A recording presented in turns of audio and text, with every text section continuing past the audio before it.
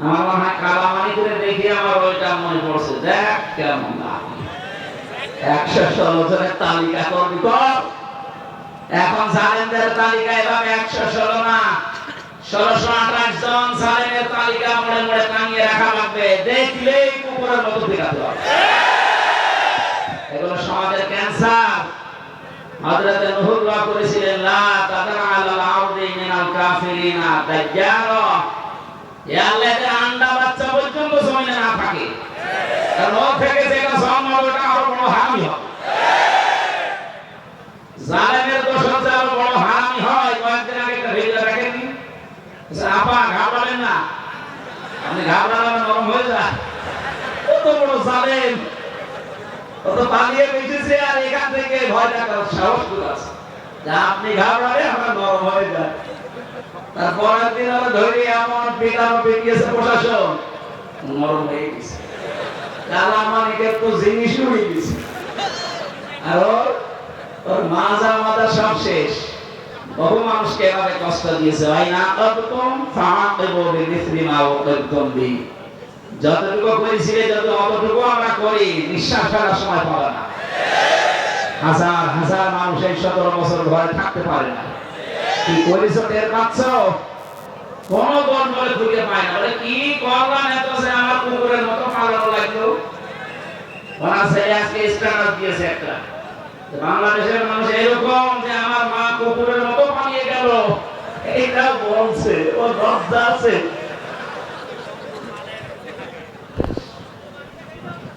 মাথা খারাপ পাগলের মতো কথা বলবো যে আমার মা দেখার মতো এত কিছু করলো, আর তাকে এই দেশের মানুষ কুকুরের মতো পালিয়ে যেতে বাধ্য করলো। দোষ খুঁজে পান না। আপনার যদি মনে হয় যে আমি কোনো দোষ করিনি, মানে একা একা একটু শুধু সাতক্ষীরার রাস্তায় লোকজন ছাড়া দিতে চান। আমিও হেঁটে যাবো, মাওলানা রবিউল বাসার হেঁটে যাবে, আপনিও হেঁটে যান তো। 3 জনের অবস্থা কাল কি হয় দেখো। চলেন, কিছু তো করিনি, কিছু করেননি, আয়না ঘর কি ফেরেশতা বানিয়েছে? জানেন এটা কি? আমি মাত্র 10 দিন ছিলাম, আর 3 বছর তো ছিলাম ফাঁসির কন্টেন্ট সেলের ভেতরে। সারা বাংলাদেশের 18 কোটি মানুষ আপনাকে মাফ করে দিলেও ব্যারিস্টার আরমানের বউ আপনাকে মাফ করবে। কি করেছেন আপনি খুঁজে পান না, না? অপরাধ যদি না করে থাকবে তো দাঁড়িয়ে খেলো কেন? ওরে দরবেশ, কোরআনের ভেতরে কোরআনের সমস্যা আছে, তবে মেসর না, হাদিসে তো বহু সমস্যা। শয়তান আজকে দুঃখ পেয়েছি, আমাদেরকে যেভাবে ফলরে রেখেছে কষ্ট দিয়ে। খাবার দিত মনে হচ্ছে কেউ মাখিয়ে একবার খেয়ে তারপরে দিয়েছে, এই খাবার দিত। আর এই শয়তানদের শুনছি বাড়ি থেকে ভালো খাবার পাঠায় এসি রুমে রাখতেছে। যা করেছেন আলেমদের সাথে অন্তত এতটুকু ওদের সাথে করেন, ওরা যেন টের পায় যে জুলুমের পরিণতি দুনিয়ায় কি হয়, আর আখিরাতে কি করবে আল্লাহ জানে। যারা জালেম তাদের দুনিয়া শেষ হয়ে গেছে, আখিরাত আপনাদের নষ্ট হয়ে গেছে। কারণ জালেম যারা, এদের কপালে কোনো হেদায়েত নেই, এরা মারা গেলে আল্লাহ নিজে ওদের বিরুদ্ধে মামলা দেবে। আপনি কথাটা কি খুব ছোট মনে হচ্ছে?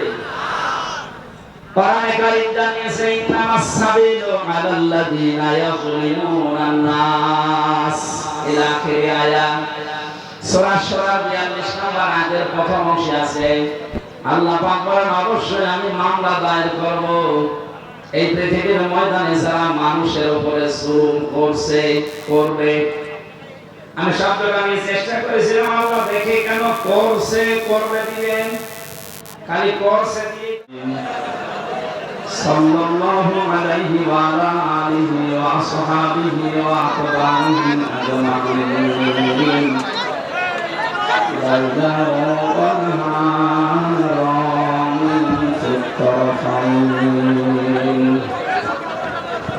فقد قال الله تعالى في كلامه المجيد وبرهانه التوحيد. أعوذ بالله من الشيطان الرجيم. بسم الله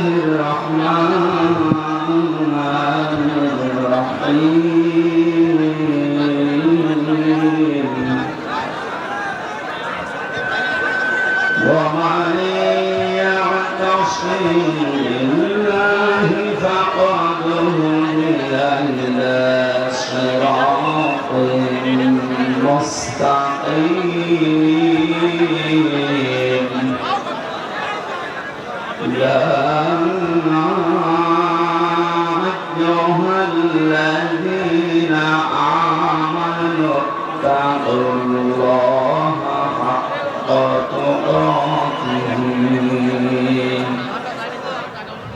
حق تقاته ولا تموتن إلا وأنتم مسلمون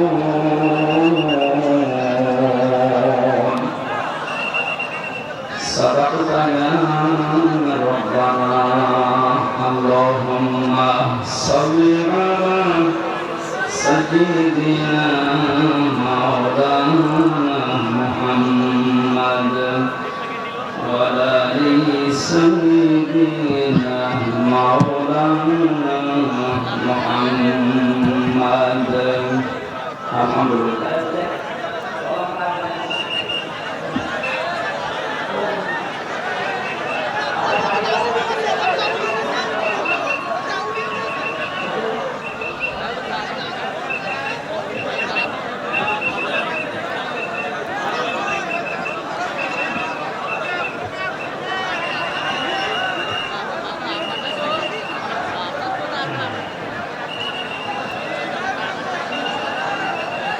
কি আরম্ভ করবে এত আসলে কথা বলবো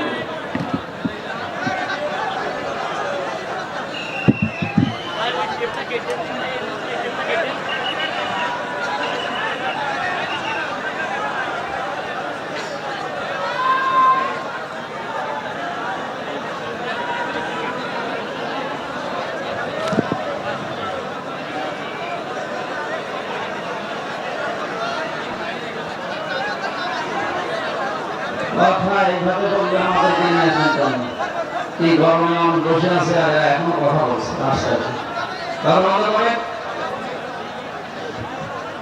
বাংলাদেশের মজলুম জেলা সাতক্ষীরা জালেমদের জগৎ কাসার 64 জেলাতে হয়েছে সবচাইতে বেশি অত্যাচারিত মানুষের সাতক্ষীরায় বসবাস করে মাজলুম এই মানুষগুলোর ভেতরে আসতে পেরে আমি দেখে ধন্য মনে করছি দেবহাটা থানার অন্তর্গত দক্ষিণ Parulia sporting club football tournament এলাকাবাসীর উদ্যোগে আয়োজিত তাফসীরুল কোরআন মাহফিলের সম্মানধন্য সভাপতি আলহাজ মাহবুবুল আলম সহকারী সেক্রেটারি বাংলাদেশ জামাতে ইসলামী সাতক্ষীরা জেলা শাখা আতাল্লাহু উমরাহু ওয়া বারাকাল্লাহু ফি হায়াতি বলেন আমিন এই মাহফিলের প্রধান অতিথি শাইখুল মাশায়েখ বাংলাদেশ জামাতে ইসলামী সাতক্ষীরা জেলা শাখার শ্রদ্ধাভাজন আমির হাফেজ মাওলানা মুফতি মুহাদ্দিস রবিউল বাশার ভারপ্রাপ্ত প্রিন্সিপাল আগরতলা কামিল মাদ্রাসা সাতক্ষীরা দামাত বারাকাতুহুল আলিয়া বিশেষ অতিথি হিসেবে উপস্থিত আছেন বিশিষ্ট রাজনীতিবিদ শেখ সিরাজুল ইসলাম আহ্বায়ক দেবহাটা উপজেলা বিএনপি বিশেষ অতিথি মাওলানা ওলিউল ইসলাম আমির বাংলাদেশ জামাত ইসলামী দেবহাটা উপজেলা বিশেষ অতিথি গোলাম ফারুক বাবু চেয়ারম্যান 2 নম্বর পারুলিয়া ইউনিয়ন পরিষদ সম্মানিত উপস্থাপক এবং সার্বিক তত্ত্বাবধানে যিনি আছেন জনাব মাওলানা শফিকুল ইসলাম সভাপতি মদিনা জামে মসজিদ পরিচালনায় আছেন আলহাজ কারি ফজলুল হক আমিনী এটা কোনটা এখন তো মারা গেছে এটা আবার বেশি আছে এখন ওনার সামাই মুফতি শাকাওয়াত হোসেন রাজি আমার সাথে 3 বছর পাশাপাশি রুমে ছিলাম, এজন্য নামটা পরিচিত মনে হচ্ছে। আমিন সাহেবের জামাত আল্লাহ ফজলুল হক আমিনী, তোমার গোলাম কবরে আছে, আর এটা তো জীবিত, যেটা আছে কবরে আল্লাহ তাকে যেন জান্নাতুল ফেরদাউস দান করে। মঞ্চে বসা অত্র এলাকার সর্বজন শ্রদ্ধাভাজন ব্যক্তিবর্গ, সম্মান মর্যাদা আল্লাহ যেন দুনিয়া আখিরাতে আরো বাড়িয়ে দেয়। সামনে বসা মুসলমান ভাইরা, পর্দার আড়ালের সম্মানিতা মা এবং বোনেরা, প্রশাসনের ভাইরা, প্রাণ প্রিয় সাতক্ষীরাবাসী, এই নামটা শুনলে আমার মনে হয় বাংলাদেশের মানুষের ঈমান বেড়ে যায়। সাতক্ষীরা খুব সুন্দর নাম, ঈমানের সাথে সম্পর্কিত এই নাম। আল্লাহ রাব্বুল আলামিন কিয়ামত পর্যন্ত এই জেলাকে তার দ্বীনের মারকাজ হিসাবে যেন কবুল করে। দল মত জাতি বর্ণ ধর্ম নির্বিশেষে বিভিন্ন ধর্মের লোক আসার সময় দেখলাম এই যে আমাদের তো চিহ্ন দেখে বোঝা যায় যে ওনারা অন্য ধর্মের। সুতরাং সবাইকে ওয়েলকাম জানাচ্ছি কোরআনের এই অনুষ্ঠানে। এটা শুধু মুসলমানদের অনুষ্ঠান না, হাদা বায়ানুল লিন্নাস হুদাল লিন্নাস। মানুষ হিসাবে যারা বিবেচিত, জামাতে ইসলামী বাংলাদেশের শ্রদ্ধাভাজন আমির যিনি ডাক্তার শফিকুর রহমান, উনি ঘোষণা দিয়েছেন এদেশে সংখ্যালঘু সংখ্যাগুরু বলে কিছু নেই। যে এদেশে জন্ম নিয়েছে সেই এদেশের বৈধ নাগরিক। সুতরাং আমরা ৯৬% মুসলমানের দেশে বাস করি, কোনো অসুবিধা নেই। আপনারা আমাদের কাছে পরম আত্মীয়র মতো আমাদের সাথে থাকবেন ইলা ইয়াউমিল কিয়ামা, কিয়ামত পর্যন্ত ইনশাআল্লাহ। সেই পরিবেশ আল্লাহ যেন এই দেশে দান করে, সকলে বলেন আমিন। এটা তৈরি করার জন্য যেটুকু সময় দরকার, সুযোগ দরকার, বাস্তবতা দরকার, এটা সম্মানজনক ভাবে যারা দায়িত্বে আছে আমরা তাদেরকে দিতে চাই। কথা বল না কেন? যদিও অনেকে বুঝে না বুঝে উল্টা পাল্টা কথা বলতেছে। একজন বিয়ে করে এনে ঘরের দরজায় বসিয়েছে, দাদি এসে বলছে দেখো আমার কিন্তু কিছুদিন পরে পুতি চাই। পুতি বলে না?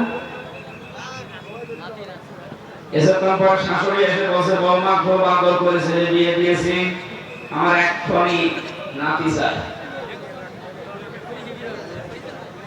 ননদ যেটা ছিল ওইটা এসে বলছে ভাবি আমি ভাতিজা চাই। দেবর যেটা ছিল ওইটা এসে বলছে আমি খুব তাড়াতাড়ি ভাতিজা চাই। স্বামী কিছুক্ষণ পরে প্রবেশ করে বলছে স্ত্রী তুমি যাই করো আমি কিন্তু বেবি চাই। মেয়েটা আবার মিটি মিটি হেসে বলছে তোমাকে সব পাগলের বংশ। আমি কেবল বিয়ে করে বাসর ঘরে আসলাম, আর এখনই যেভাবে বাচ্চা চাওয়া আরম্ভ করিস, কেউ পতি চায়, কেউ নাতি চায়, কেউ ভাতিজা চায়, কেউ বেবি চায়। সময় তো দেবে। আমার সময় না দিলে এটাকে আমি ফ্লাক্সিলোড করে বাড়ি থেকে নিয়ে এসেছি।